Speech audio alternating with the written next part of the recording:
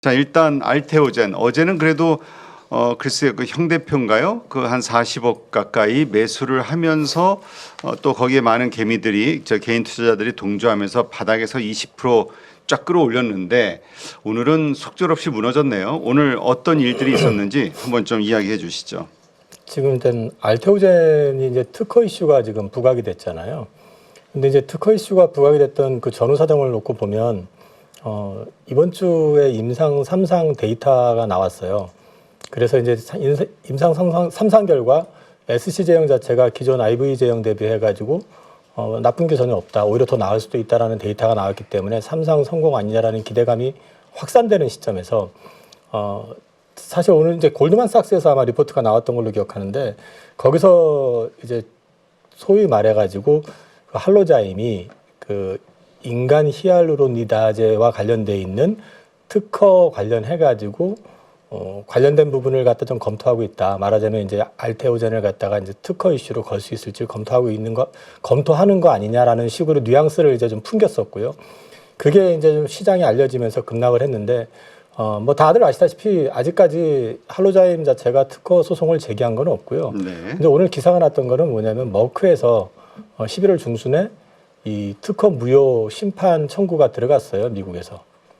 그거는 이제 그 특허와 관련된 부분들을 갖다가 법리적으로 검토를 하고 이게 이제 항상 문제가 뭐냐면요. 그 글로벌 빅팜들이 시장을 장악하고 있으면 그 시장에 신규가 진입을 해가지고 치고 들어가려고 하면 내한테 위협이 되겠다 판단될 경우에는 일단 특허 소송을 걸어가지고 특허 소송을 걸게 되면은 거기서 일단 인용이 돼가지고 시간을 끌기 시작하면 이게 이제 속절없이 가게 되거든요. 그러면 이제 바이오텍이라든지 이런 쪽은 자금이 넉넉하지 않잖아요. 또 거기다가 이제 신약 개발과 관련되어 있는 부분까지 놓고 보면은 기간이 지연이 되면은 이 상대 카운터 파트너에서 이제 노이즈가 생길 수도 있고 하니까 그런 걸 많이 이용을 해가지고 주저앉혀 버리거든요. 근데 이제 지금 일단 이거는 어떻게 보면은 솔직히 말씀드리면 저는 이게 나올 거라고 생각을 했었는데 생각보다 안 나오길래 이게 그냥 서로 윈윈하나 보다 그냥 이렇게 생각을 했었는데 지금 좀 제가 볼 때는 좀 늦게 나왔어요. 사실 어떻게 보면. 근데 그게 왜 지금 나왔나를 생각해 보니까 SC 제형 3상 임상 데이터 나온 거 보고 시작이 된 거잖아요. 네. 그러면 머크는 28년부터 29년부터 실제로 관련해가지고 SC 제형으로 이제 완전 변경을 굉장히 강하게 드라이브 걸 목적을 갖고 있는데 이게 만약에 인용이 되거나 뭐 이렇게 해서 시간을 끌기 시작하면은 차질이 생기죠, 기간에. 그 차질이 생기게 될 거고 그렇게 되면은 사실 이제 급한 쪽은 만약에 그렇게 된다면 이제 할로자임 입장에서는 뭐냐면 못 먹어도 본전이고 어차피 건드려 놓고 저쪽에서 시간 쫓기고 뭐 하면은 야 내가 좀 줄 테니까 하자 이렇게 나올 수도 있는 거 여러 가지가 있을 수 있잖아요. 그러니까 이거는 어떻게 보면은 그 빅팜에서 행하는 마지막 수순이다라고 보시면 돼요. 근데 이제 문제는 이게 굉장히 큰 불확실성인 건 맞잖아요. 그렇죠. 이기고 지고를 떠나가지고 시간이 끌린다. 시간에 대한 문제 이런 것들이 있기 때문에 그렇게 되면은 당장에 이제 예상되는 거는 이기고 지고 아직 소송 들어온 것도 없긴 하지만 이 노이즈가 있기 때문에 이거 부분에 대해서 클린화되기 전까지는 다른 빅텍 쪽에서 알테오젠하고 라이센스 딜을 바로 하기가 애매해지는 구조가 되겠죠. 일단 첫 번째는. 그다음에 이제 두 번째는 말씀드렸던 그게 이제 지연이 된다든지 이렇게 되면 알테오젠 자체가 노이즈가 생기는 거잖아요. 기업 가치에 대한 문제도 그동안에도 알테오젠에 대해서 계속 긍정평가가 나오면서 낙관 편향이었잖아요. 그러니까 그렇죠. 29년 되면 마켓이 얼마고 거기서 전환율이 몇 프로 되면은 그거에다 로열티 5% 잡고 하면 얼마 나오고 그렇게 되면 밸류가 어떻게 되고 이런 식이었잖아요. 근데 그런 부분에서 갑자기 불확실성이 생기니까 시장에서 좀 충격을 받은 거고 어저께 같은 경우는 일부는 CFD 계좌 반대 매매도 좀 있었던 것 같고요.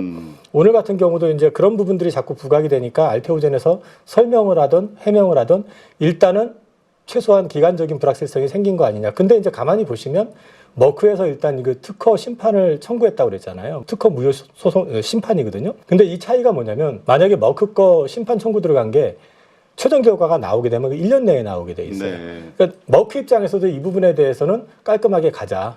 별로 불리하지 않은 것 같으니까 깔끔하게 가자 해서 먼저 넣은 걸로 보이거든요. 근데 이제 문제는 이게 우리 생각처럼 막 검토해보고 문제 없잖아 하고 끝이 아니잖아요. 또 저쪽에서 이의 제기하고 질질 가면서 이제 이게 그래도 1년이라는 거죠. 그러니까 어떻게 보면 최악의 경우는 뭐 어차피 우리나라가 당한 거니까 얘기를 하면 작년에 그 미국의 인슐렛이라고 하는 그 회사로부터 특허 소송을 당해가지고 문제가 됐었던 기업이 하나 있습니다. 국내 업체 중에. 이오플로우라는 회사. 그래서 메드트로닉스하고 계약을 거의 조 단위로 매각 계약이 됐었는데 그 무산돼 버리고 주가 박살나고 투자자들 다 어렵게 되고. 네. 근데 그 실제 내용을 보면 특허를 건드린 게 아니라 그 구조를 건드렸거든요. 네. 그 내부 구조가 너무 유사하네 어쩌나 하면서. 근데 지금 뭐 그거 판을 깨고 이기고 뭐 다음 sim 넘어가고 한다고 해도 반응이 없잖아요. 근데 이제 왜 그런 일들을 꼭 그 글로벌 업체들이 하기 때문에 이제는 그게 알테오젠으로서는 이제 마지막 넘어야 될 허들에 걸린 거고 거기에서 이제 기간의 어떤 리스크 특허 소송, 특허 무효 심판 청구를 들어갔어도 최소 1년 정도는 봐야 된다라는 거 이런 것들이 맞물리다 보니까 이제 급한 매물들 빠져나가고 이러면서 주가가 좀 빠진 것 같아요. 근데 저는 누가 이긴다 진다 이런 걸 얘기하고 싶지는 않은데 저도 이거 굉장히 오랫동안 봐왔었기 때문에 전반적인 내용을 놓고 봤을 때는 사실 결과적으로 나중에 봤을 때 크게 불리할 거는 같지는 않아요. 근데 이제 기간 리스크는 어쨌든 좀 감당을 해야 될 것 같다라는 쪽으로 말씀을 드릴 수 있을 것 같습니다.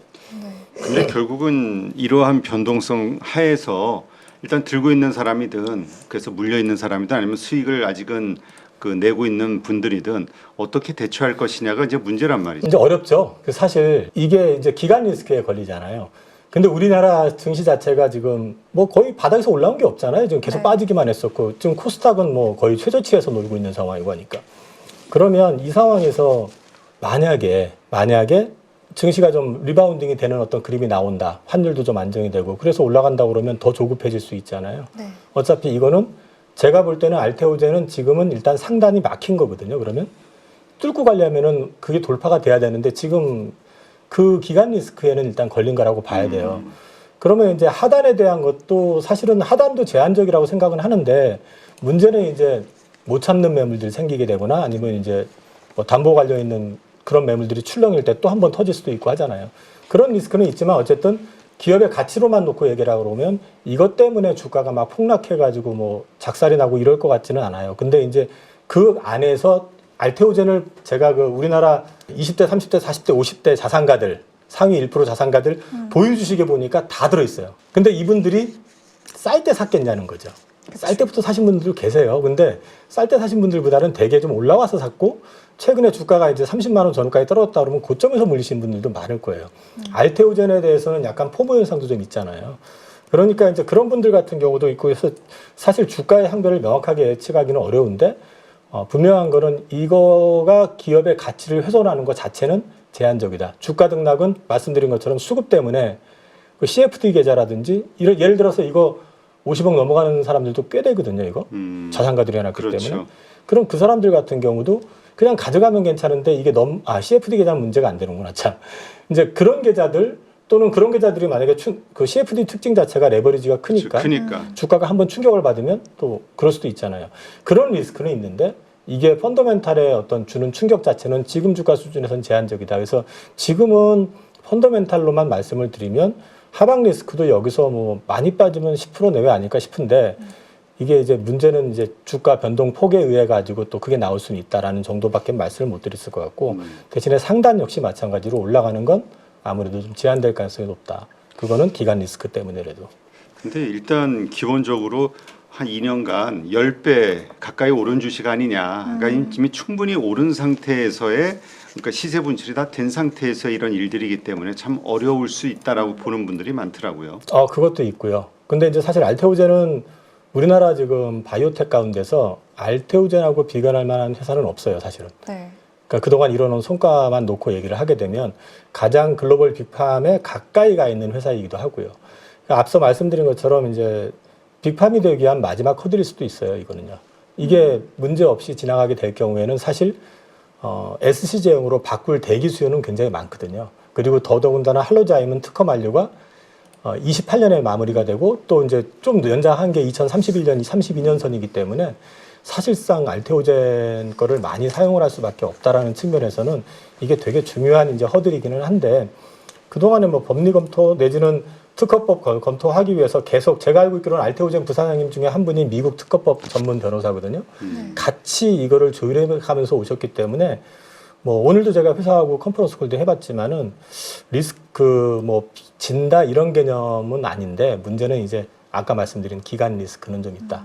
그렇게 말씀을 드릴 수 있을 것 같습니다. 네. 그리고 많은 분들이 이것도 조금 궁금해하실 것 같아요. 오늘 사실 바이오 전반적으로 다 안 좋기는 했는데 펩트론이 오늘 하한가까지 갔다가 왔단 말이에요. 그러니까 좀 하방이 많이 크게 열리는 좀 모습들도 보였었고 어쨌든 많은 분들이 기대를 했었던 종목인데 이렇게 많이 빠진 이유가 대체 뭘까에 대한 그 의견이 되게 분분하긴 하거든요. 펩트론 관련해 가지고는 이제 루머도 되게 많았었고요.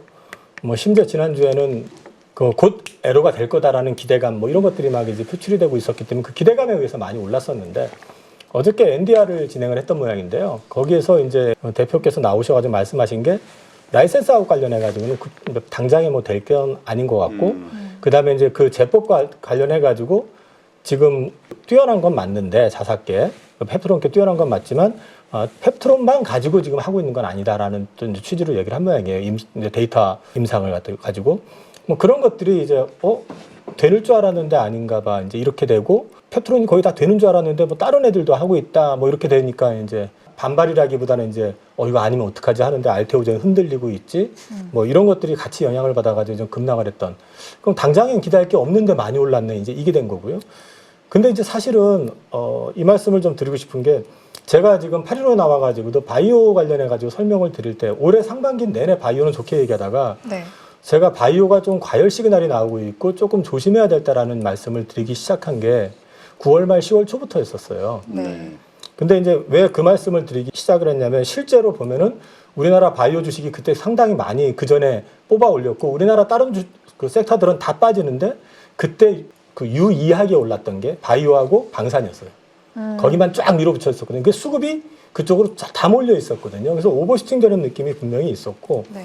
그리고 또 10월 20일부터요. 20일이란 날짜가 되게 중요한 게 뭐냐면 트럼프가 대선 여론조사에서 그 해리스한테 뒤지고 있었잖아요. 네. 그러다가 갑자기 트럼프가 쫙 올라오기 시작해가지고 그때 전후에서 여론조사에서 역전이 되네 마네 이런 얘기가 나오기 시작하면서 미국채 금리가 튀기 시작했습니다. 네.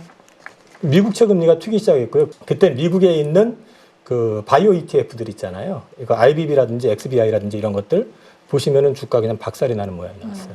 그리고 또 한 가지 우리나라에서 알테오젠이 사실 머크 거 키트로 다 SC 제형으로 개발하는 이슈가 굉장히 핫하게 이제 주목을 받았잖아요. 다이치 산교도 있었지만 사실 그거는 머크보다는 아직은 좀 안 쳐주는 거니까. 근데 그 시점에 보시면 머크는요 주가가 완전히 차트 보시면 박살이 나고 있었어요. 네.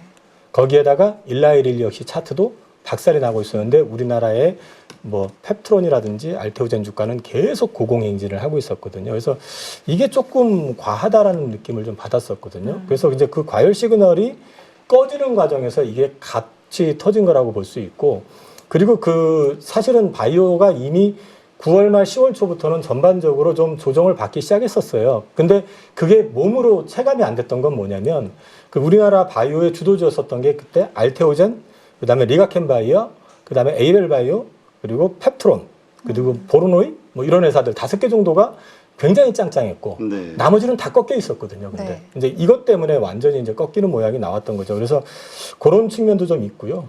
결국 가가지고는 이제 조정을 굉장히 급하게 받는 거잖아요. 지금 고점 대비해가지고 40% 이상 빠져버리고 그랬는데 이렇게 또 급하게 빠지게 되면 수급이 또 꼬여버리잖아요. 그렇죠. 네. 그래서 이제 바이오 섹터는 조금 지금 기대감은 좀 낮추셔야 된다. 이제 다시 반등을 해서 크게 올라갈 거다. 이런 쪽은 좀 기대감을 낮추셔야 되고 주도주였었던 알테오젠이 이제 상방이 좀 막히는 그림이 나온다 그러면 당분간은 좀 바이오가 이제 주도주가 되긴 좀 쉽지 않을 것 같다. 그렇게 좀 말씀드릴 수 있을 것 같아요. 하여튼 우리 한국 증시의 특징은 쏠림 현상이 강해서 그 섹터 혹은 그 대장주가 아주 급격하게 오르는 거 이거는 또 엄청 강하지만 또 항상 끝이 있다는 거 이게 좀 미국 증시와 좀 다른 모습이 아닐까 그런 생각도 좀 들긴 해요. 계속해서 우상향으로 간다는 게 참 어려우네요. 수급이 꾸준하게 유입이 됐다 그러면 그런 오버슈팅이 안 나왔을 거예요. 우리나라 국내 증시 자체에. 왜냐하면 수급이 꾸준하게 유지가 된다는 거는 좋아 보이는 섹터 쪽으로는 자금이 분산이 될 거 아니에요.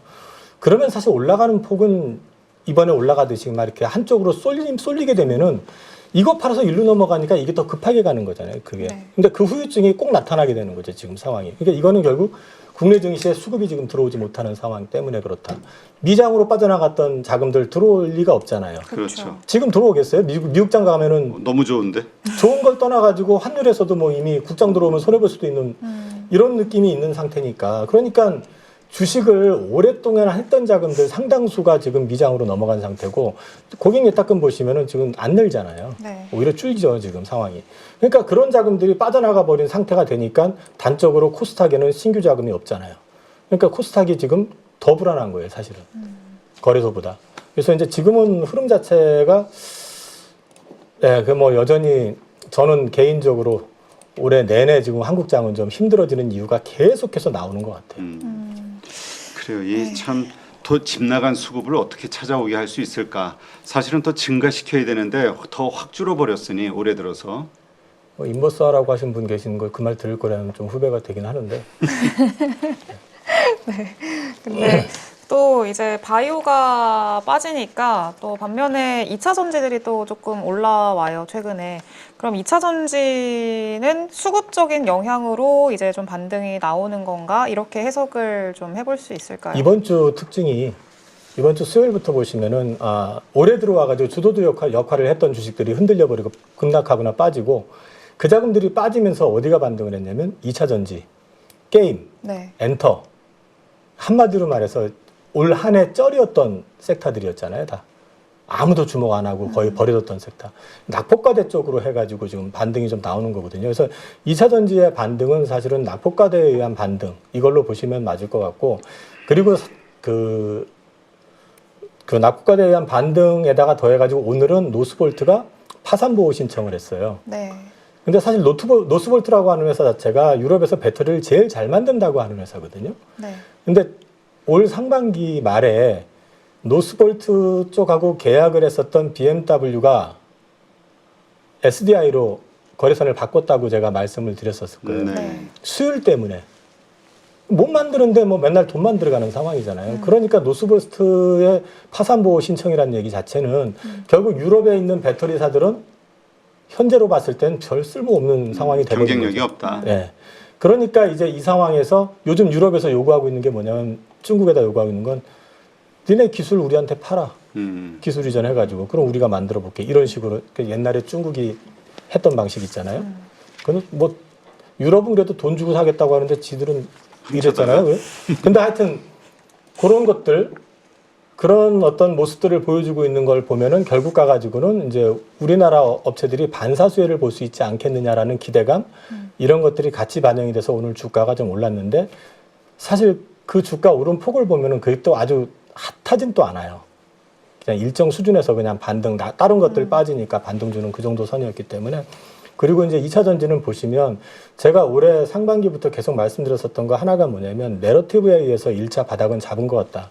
근데 이게 진바닥이 되려고 그러면 이 내러티브에서 상승이 나왔을 때 세게 나오는 게 중요한 게 아니라 다시 조정을 받을 때 이전 저점을 깨면은 안 된다고 말씀을 드렸거든요. 깨는 순간 진바닥이 아니고 이게 깨지 않고 그 위에서 저점이 나와야지 진바닥이 될 가능성이 높다고 했는데 네. 이걸 저점을 깨버렸어요 이번에. 네. 저 LG 에너지 솔루션을 네. 빼고는 다 깨버렸거든요 지금. 그렇기 때문에 지금은 어떻게 말씀을 드릴 수 있냐면은 사실 이거 깨지는 순간 사실 보유 물량을 줄이는 게 정상이거든요. 근데 그건 기술적인 측면에서 말씀드리는 거고 지금 현재 시점에서는 아직까지는 바닥을 좀 탄삭하는 구간이다. 뭐 아직 뭐 진바닥이 나왔다라고 말씀드리기에는 다시 한번 이제 바텀의 모양이 만들어져야 되기 때문에 그건 좀 시간이 필요할 것 같고요. 그래도 최근에 그 한 4거래일 정도, 4, 5거래일 정도 계속 좋은, 그러니까 이번 주 내내 좀 좋은 흐름이 나왔어요. LG 엔솔을 네네. 위주로 해서 2차 전지주들이 그러다 보니까 이제 바이오주가 좀 끝나고 나면은 그래도 그동안 이제 낙폭 과대로 인식되는 호재는 물론 없지만 악재가 다 반영된 듯한 2차 전지가 또 되는 거 아니냐 이런 시각을 가진 분들이 있더라고요. 좀 기술적인 지표상으로만 먼저 말씀드리면 앞서 말씀드린 것처럼 아직은 바닥이 확인된 것 같지는 않습니다. 지금이 바닥 구간인 것 같기는 하지만 여기서 바닥이 확인이 됐으려면 앞서 말씀드린 것처럼 이전 저점을 깨지 말았어야 되는데 이걸 심하게 깨버렸거든요. 네. 그러면 결국 지금 기대할 수 있는 건 삼중바닥의 모양을 만들어줘야 되거든요. 그러니까 빠졌다가 올라와도 이전 직전 저점을 깼다가 올라와 가지고 다시 되밀릴 가능성이 있다는 거죠. 그러면 그때 다시 저점을 만들어 주는지를 보고 판단을 해야 될 것 같아요. 기술적으로는. 그리고 지금 펀더멘탈로 지금 실제로 그 업황과 관련되어 있는 부분을 가지고 말씀드리면 요즘 IRA 폐지부터 시작을 해가지고 보조금 폐지하네, 뭐 AMPC 삭감 하네부터 시작해서 말들이 많잖아요. 근데 실제로 내용을 보면은 그게 쉽지 않다라는 게 의회 구성이라든지 그다음 법상이라든지 여러 가지로 다 보여지는데 그 부분이 계속 어필이 되고 있는 것 자체는 그만큼 시장에서 트럼프 정부가 지금 레드 웨이브가 달성이 된 상태에서 막강한 권력을 쥐고 있기 때문에 어떤 식으로 반응할지 모른다라는 그 두려움이 남아 있는 거잖아요. 그래서 이런 거는 어느 정도 좀 그림이 좀 그려질 때 그때 이런 부분들이 좀 꺼지면서 방향이 잡히지 않을까. 그래서 당분간은 좀 제한된 영역에서 좀 움직이지 않을까. 저는 그렇게 보고 있습니다. 네. 그리고 추가적으로 오늘 그래도 좀 반등이 나왔던 게 최근에는 계속 좀 수급 논리로 좀 움직이고 있다라고 생각이 드는 게 그동안에 좀 비어있던 섹터들 있잖아요. 반도체도 그렇고 뭐 2차 전지도 마찬가지고 요즘에는 조금 그런 종목들한테 수급 조금 들어오는 것 같고 조금 반등이 나오는 것 같고 그런데 오늘 SK 하이닉스가 한 4%대 상승이 나왔습니다. 이거는 좀 어떻게 해석을 해야 될까요? SK 하이닉스는 실적 좋은 건 다 아시잖아요. 네. 이게 제가 어저께도 그 얘기를 똑같이 했는데 SK 하이닉스 같은 경우는 빠질까에 대한 두려움보다 왜 안 오르지에 대한 고민을 계속 해야 된다라는 말씀을 드렸거든요. 근데 엔비디아가 실적 발표 나오고 나서 시간 외에서는 뭐 4%까지 빠지다가 마이너스에 있다가 막상 장 시작하기 직전부터 돌아서기 시작해서 플러스로 끝이 났잖아요. 하이닉스는 지금 실적이 나쁠 수는 없어요. 네. 나쁠 수는 없고 그 다음에 나온 얘기들을 종합을 해서 보면은 HBM 시장 자체는 내년까지 일단 하이닉스 거의 독점인 게 확실한 것 같고 내후년도 사실 어떻게 될지 몰라요. 지금 현재 구도로 봤을 땐 여전히 하이닉스 쪽에 손을 더 들어주는 것 같고요. 그렇기 때문에 그 하이닉스 주가 자체는 여전히 왜 못 오르고 있지에 대한 고민을 하는 게 맞는데 문제는 이제 하이닉스하고 엔비디아하고의 이제 차이를 굳이 말씀을 드리자면은 엔비디아는 지금 경쟁 상대가 없잖아요, 사실. 네. 경쟁 상대가 나타나질 못하고 있는 상황인데 하이닉스 같은 경우는 어쨌든 잠재적인 경쟁 상대가 옆에 있다라는 거거든요. 아마 비즈니스 포스트인가 거기서 오늘 기사가 났던 것 같은데 그 삼성전자 HBM3 관련해 가지고 사실상 마무리 된다라는 또 기사도 있었어요. 그래서 네. 이제 항상 잠재적인 어떤 경쟁자인데 돈도 엄청 많이 갖고 있고 과거에 글로벌 1등을 했던 회사가 옆에 있다는 것 자체가 어쨌든 상방을 조금 제한은 계속 할 가능성이 있다. 그래서 이게 강하게 뭐 반등을 줘서 다시 20만 원 돌파해서 25만 원 가고 전고점 넘어가는 그런 그림은 현재 기대하시는 것보다는 좀 제한된 반등 정도로 일단 보시는 게 어떨까 싶습니다. 네. 그러면은 한미 반도체나 이런 그 소부장 기업들도 비슷한 걸로 해석을 좀 하고 계실까요? 저는 소부장 주식은 일단 말씀드리면 포트에는 하나도 없어요. 저는 포트에는 하나도 없는데 소부장 쪽 관련해서는 HBM 관련돼 있는 주식들은 좀 조정받으면 사고 네. 좀 올라가면 팔고 그런 식으로 박스권으로 지금 대응만 하고 있고요. 당장에 그 부분에 있어 가지고는 어떻게 향후 투자 계획이 나오는지 이런 것에 따라 가지고 어느 회사가 얼마만큼 이제 수혜를 받을지 이런 것들이 좀 그려질 것 같은데 그 부분에 대해서는 아직까지 저는 조금 조심스럽게 보고 있는 입장입니다. 네. 자, 오늘 어쨌건 외국인들이 오랜만에 9거래일 만이라고 하는데 코스피와 코스닥을 뭐 크진 않지만 1,000억 가까이씩 사줬어요. 어떻게 봐야 됩니까? 선물도 한 3,400억 정도 매수를 해줬고 지금 환율은 1,402원.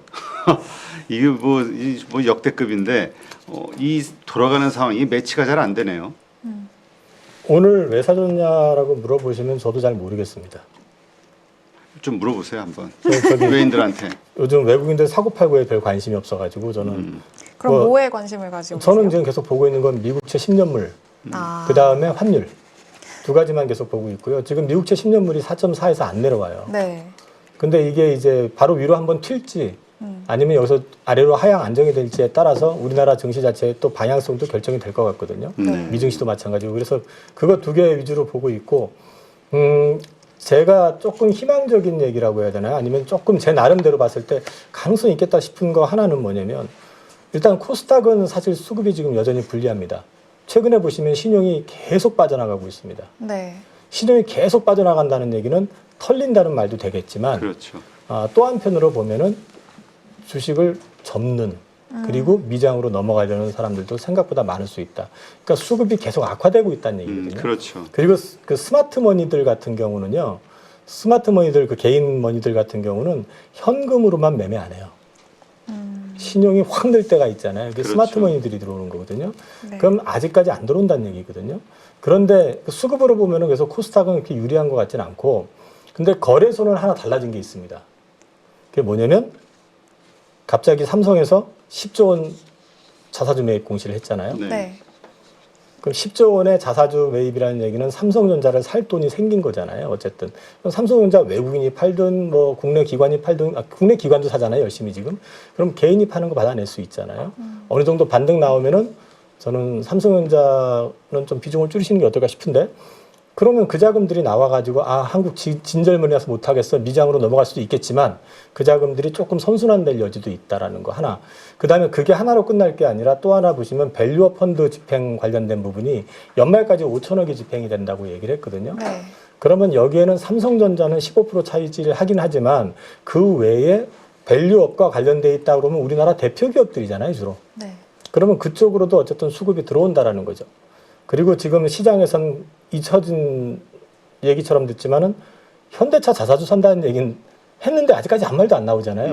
안 사겠습니까? 인도에서 돈 들어오면은 그렇죠. 4조 원 들어올 거 아닙니까? 그러면 네.